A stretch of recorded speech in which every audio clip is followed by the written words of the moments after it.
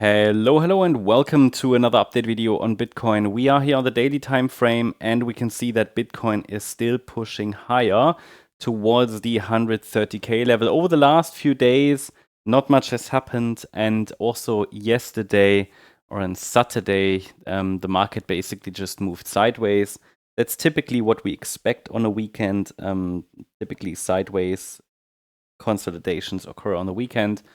Very often on a Saturday. Sunday can get a bit more interesting, specifically as we approach the end of the weekly candle. But so far, yeah, here even on the larger time frame, as you can clearly see, the market hasn't really done much, but it's consolidating. It's consolidating a little bit up there on a very high level. It even starts to look a little bit like a triangle, and I haven't really added nanostructures here because this here is the larger time frame, but you can see that the price is forming something that resembles a triangle. We don't see that so well on the smaller time frame, but actually this could be a very, very nice triangle pattern, and that is potentially bullish and could obviously send the price higher. That's anyway the expectation for higher prices there, yeah, for the price to push higher, potentially to 126k next. I mean, there are some Fibonacci levels there. It's looking good, yeah, it's looking good. So the idea would be, hey, we have a wave 1 here, wave 2 here. This is the third wave, which should also be a 5-wave move. Wave 1, wave 2, wave 3, and then again in this third wave we have another 4, 5, yeah. And like that. That's sort of how I see this. So, but that the microstructures can change. Yeah, I assume that some kind of a fourth wave is currently unfolding, but we will take a look at that in more detail on the smaller time frame, which means the focus for Sunday, and as we're heading into a new trading week, not yet, but obviously Monday is coming faster than many of us want. As we're heading into that new trading week, we need to pay very, very close attention to the relevant microstructures here, specifically the ones that I'm going to show you in a minute on the 15-minute chart, but also here on the larger time frame, this trend line is going to be important. Yeah. And normally a triangle pattern is an ABCDE structure. So A wave down, B wave up, C wave down. Maybe we get a D wave and an E wave before we break out higher. Of course, a triangle is directionless. We can also break to the downside. Wouldn't be a major surprise. But again, we therefore can track these previous swing lows and the previous swing highs and the trend lines. But we're heading into the apex of a triangle, and that can lead to some movement.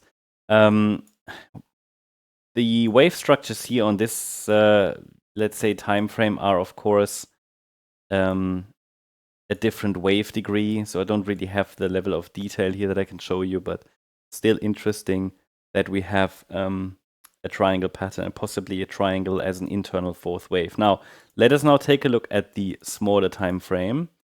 And we just go here to the shorter time frame chart if it's loading. Yeah.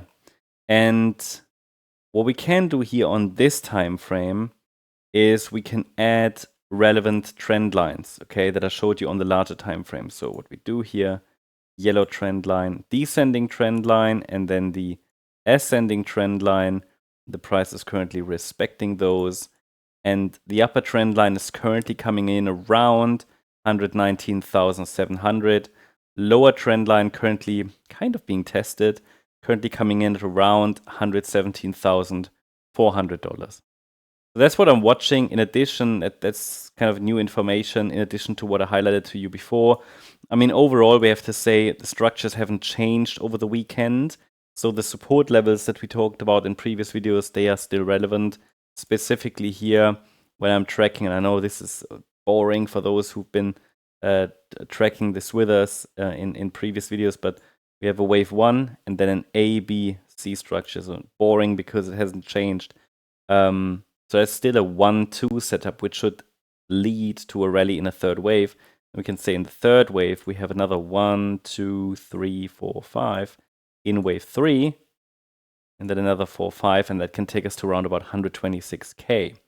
It's only that if we get a break below the upper support here at 116,670, that the structure will change and we're likely still in this larger degree fourth wave that potentially bottomed already on the 15th of July. But as I said, if we're dealing with a triangle, I'm always careful with labeling triangles, right?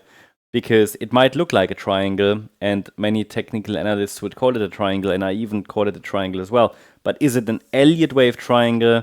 That's a completely different question, because while it looked like that on the larger time frame, on the smaller time frame, I'm actually looking at 5 waves up here, and then this looks like a flat correction, which could then lead to higher prices. So yeah, I think I'm careful with really labeling it as an Elliott Wave triangle. I have currently no reasons to change my scenarios here. Even if it's an Elliott Wave triangle, we can decide that later.